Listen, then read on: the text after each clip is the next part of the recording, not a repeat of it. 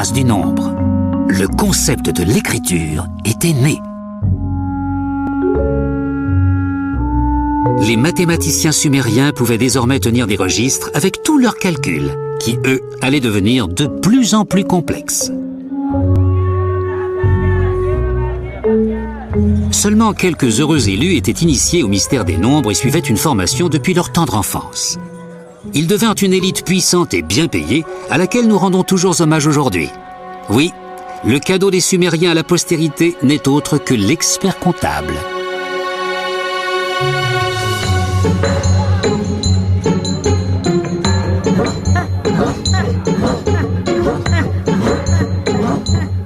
Un était désormais plus organisé et discipliné que jamais. C'était devenu un outil au pouvoir immense. Il pouvait servir à bâtir des empires. Et c'est exactement ce qui se passa pour lui dans son incarnation suivante.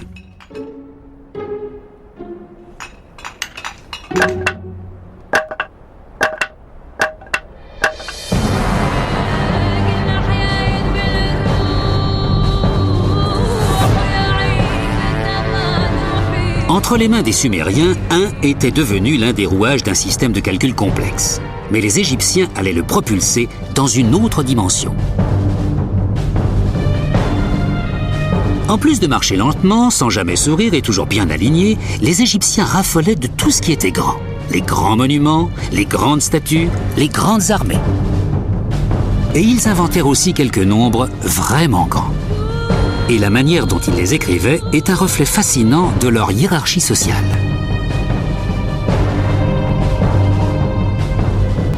Tout d'abord venaient les nombres pour les corvées quotidiennes. 1 était une ligne toute simple. 10 était une corde dénouée. Et 100, une corde enroulée. C'étaient des nombres sans prétention, tout ce qu'il y a d'ordinaire. Puis arrivaient les nombres pour les aristocrates, ceux destinés à impressionner. 1000 est un lotus, symbole du plaisir. Et 10 000, un doigt autoritaire. Et enfin, il y a le nombre des pharaons, un nombre que les Sumériens n'auraient même pas pu imaginer. Le million. Seul un pharaon peut avoir besoin de ce nombre pour compter ses prisonniers.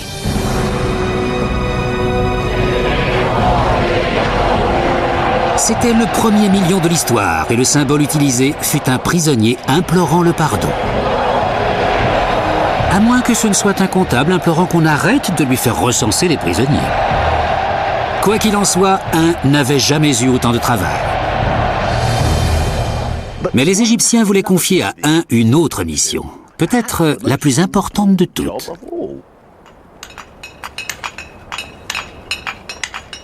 Ils avaient besoin de son aide sur leur chantier. Les Égyptiens de l'Antiquité étaient des bâtisseurs enthousiastes, avec un goût prononcé pour la beauté. Mais impossible de construire de beaux monuments sans des mesures précises. Et impossible de mesurer quoi que ce soit précisément sans unité de mesure, sans savoir qu'est-ce qu'on entend exactement par 1.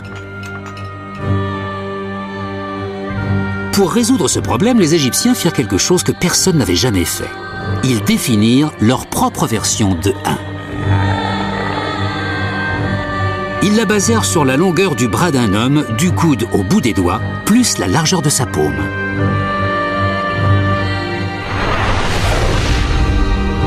Était désormais appelé cubit, la mesure de toute chose, le mètre incontesté.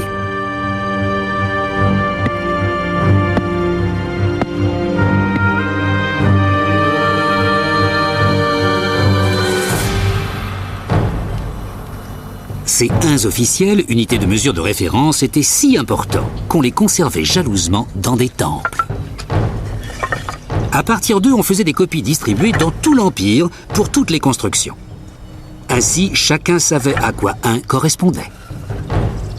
Et avec ce simple bâton, les Égyptiens ont pu mener à bien leurs chantiers monumentaux avec une précision étonnante. Si 1 n'était pas devenu le cubit, certaines merveilles du monde seraient sans doute un peu moins merveilleuses.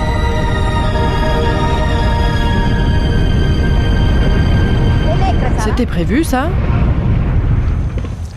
En transformant un d'outils de calcul en unité de mesure, les Égyptiens n'ont pas simplement ouvert la porte à tout un monde nouveau de costumes sur mesure et de moquettes ajustées au centimètre. Ils ont fait de 1 la mesure de toute chose.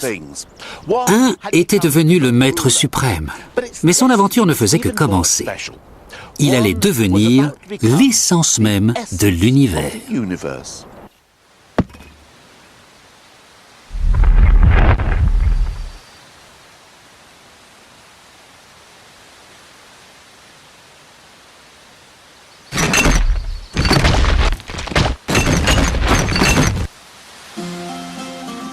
Tout commença il y a 2500 ans, avec un Grec répondant au doux nom de Pythagore. Il inventa un théorème qui vous dit peut-être quelque chose. Le carré de l'hypoténuse d'un triangle rectangle est égal à la somme des carrés des côtés de l'angle droit. Pythagore a été le premier à avoir l'idée des nombres pairs et impairs. Il leur a même donné un sexe. 1 était masculin, 2 féminin, et ainsi de suite. Il avait aussi un penchant pour les nombres entiers, les ensembles de 1. Il a réalisé que certains nombres entiers formaient des formes plaisantes. 3 fait un triangle, 4 un carré, 1 plus 2 plus 3 plus 4 font 10, ce qui donne un triangle magique. Et puisque les nombres entiers ne sont que des ensembles de 1, 1 devait être l'élément essentiel à partir duquel était construit tout l'univers.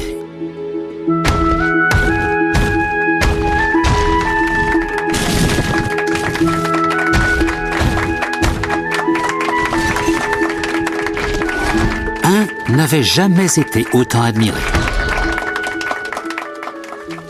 Mais au final, tout le système de pensée de Pythagore était condamné.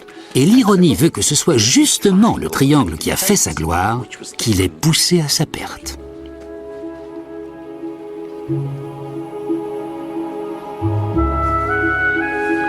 Si 1 était au cœur de tout, il aurait dû être également au cœur de tous les triangles, même le triangle rectangle avec 2 côtés égaux. Mais le problème, c'est que non. Pythagore s'échinait à faire en sorte que les 3 côtés représentent un nombre exact d'unités. Mais c'était infaisable.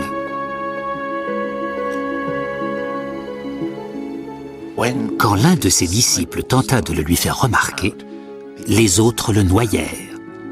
Toute la théorie de Pythagore, qui voulait que le monde soit fait d'unités, n'était qu'un mensonge.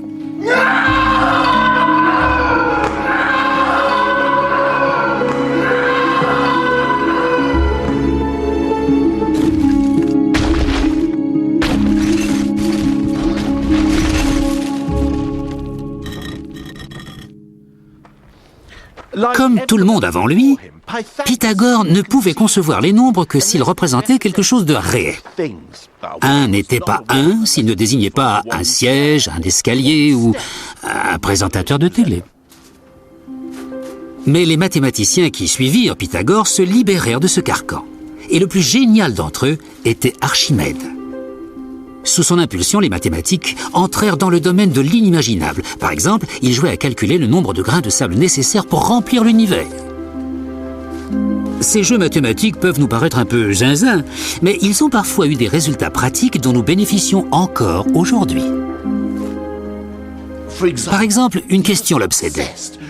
Que se passerait-il si on changeait une sphère en cylindre? En quoi la surface serait-elle différente? Bon, moi, ça ne m'empêche pas de dormir, mais Archimède a vécu le plus grand moment de sa vie quand il a enfin réussi à concocter sa formule. Et bien qu'à l'époque ce n'était qu'un tour de force mathématique, cela s'est avéré incroyablement utile. C'est grâce à Archimède que plus tard, les cartographes ont pu transformer le globe terrestre en planisphère. 1 n'était plus l'essence de l'univers, mais il aidait à créer un âge d'or pour les mathématiques théoriques.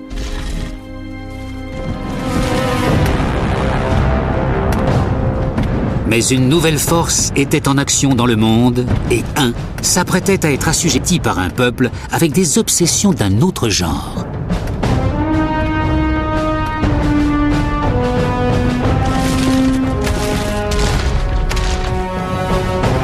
Archimède vivait à Syracuse.